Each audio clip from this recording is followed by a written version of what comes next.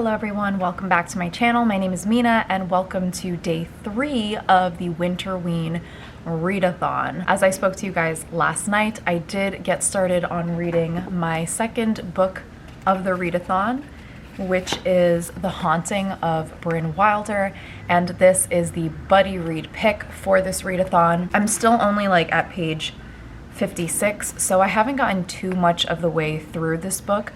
But from what I'm reading so far, I am enjoying the book and I'm really excited to see where things will go. Right now, we've had just a couple of creepy instances with the main character hearing things, hearing voices, hearing knocking sounds in the middle of the night. So I don't know what's gonna happen. I really didn't even read through the book description that thoroughly because I wanted to go in as vaguely as possible.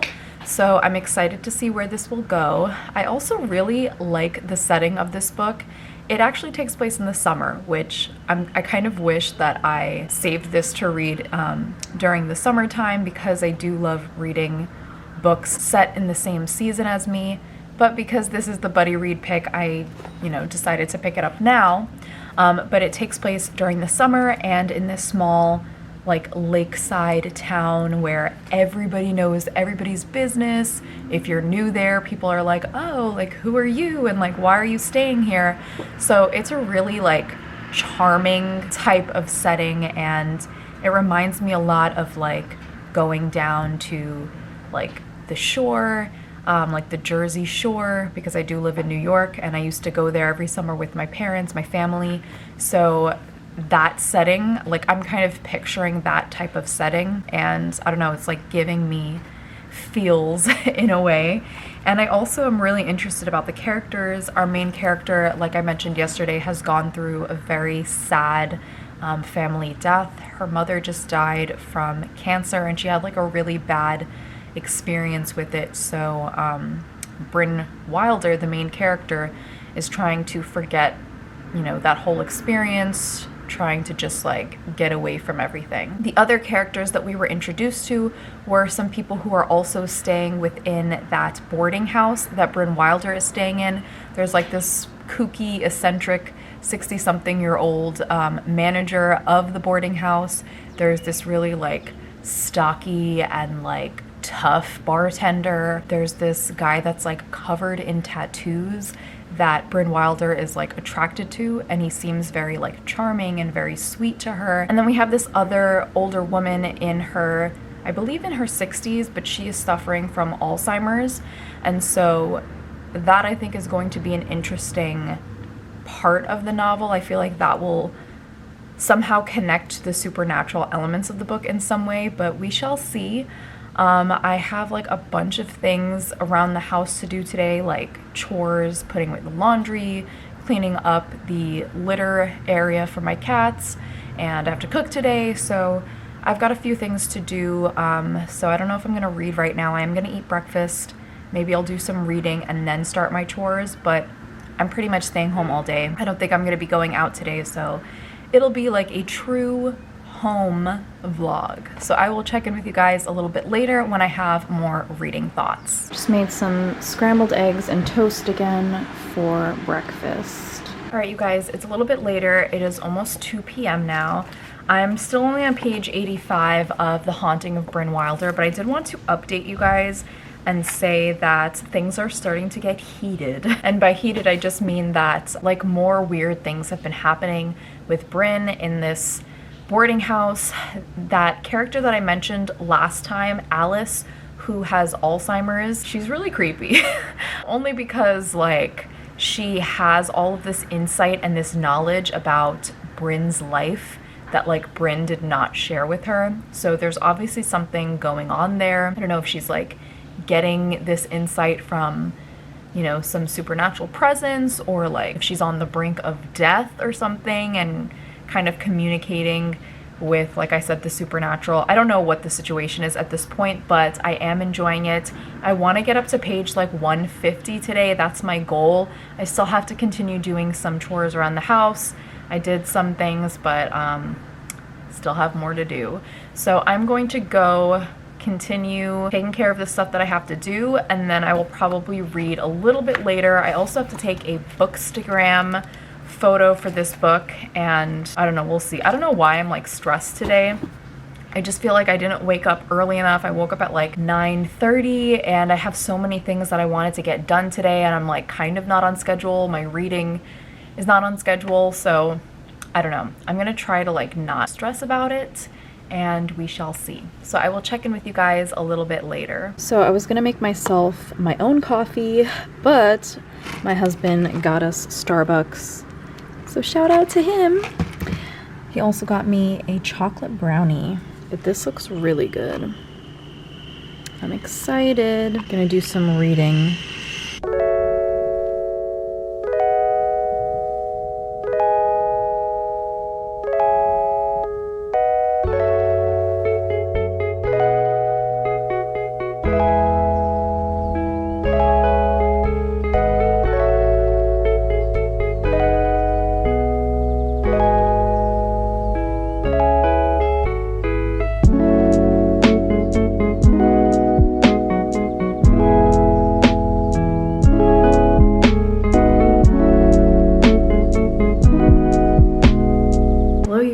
It is now later on in the evening. It's almost 6:30 right now, and I finished pretty much all of my like household chores, which feels great. I also have done some reading of Brynn Wilder, and I do want to give you guys my updated thoughts. I look like an actual zombie right now because the concealer is off. So this is what we're dealing with, but I just have to get started on dinner. I'm making chicken and broccoli, which is like a staple recipe that I make almost every week. So I'm gonna do that, and then I definitely want to continue reading after dinner. I'm on page 130 right now, and I want to get to at least page 150, so hopefully I can read at least 20 pages, maybe more. But yeah. I'm gonna make dinner, and then I think I will talk to you guys a little bit later, like after I eat. I also have to get started on editing this vlog. Usually I'm like almost done editing by this time of the night, so I'm a little bit behind on that. But I will check in with you guys in a little bit after I'm done cooking dinner. I know the lighting is garbage in my kitchen, so I don't even know if you could see anything, and the vent is on, so I don't even know if you could hear me. But I'm cooking up the chicken first for the chicken and broccoli, then I do the veggies and pour the sauce over both of them, and then I'm also making just some plain white rice on the side.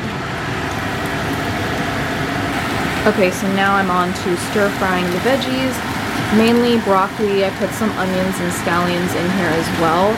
I'm just trying to cook it so that it softens, and then I add in this like brown sauce that I make, and then add the chicken, add some more sauce, and kind of combine everything together.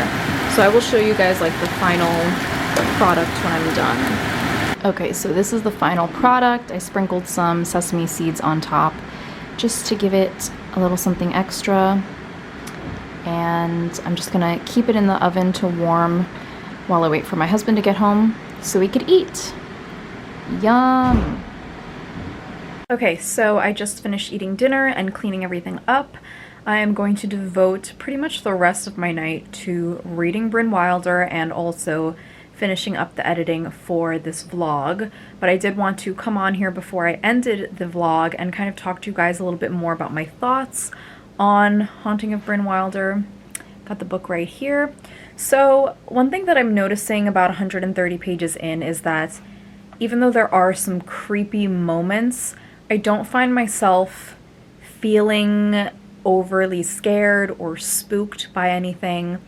I think that they started off not really strong, but it started off with those creepy, spooky moments, but now I'm starting to feel like it's not very much of a horror novel, and there isn't too much going on in terms of like supernatural elements. So I'm really hoping that it does pick up and that it's not just a horror novel that is light horror, if that makes any sense. I do want it to be like full-on scary ghost moments, but I don't know if it's going to be like that. I feel like there are a lot of deeper conversations going on about grief and about kind of like renewing yourself and becoming, I wouldn't say like a different person, but kind of like transforming from your past. I feel like those are some of the themes that are being explored here. So I'm wondering if that is going to be like the focus of the novel as opposed to whatever supernatural things are going on. What I do like so far is that there is a little bit of a creepy history associated with this boarding house. It has been running for, I think they said like over 200 years or something. I don't remember the exact amount, but there were people who died there, people who had like bad experiences there, and a lot of the people within the town believe that the boarding house is haunted in some way. And in addition to that, this might be a spoiler, so just be warned, but we did learn that the winter before the summer happened, the owner of the boarding house found a homeless woman staying within the boarding house when the season, when it was off season and the boarding house was closed, and she found her dead body there. So that's a little bit of a mystery going on. They don't know who the woman is.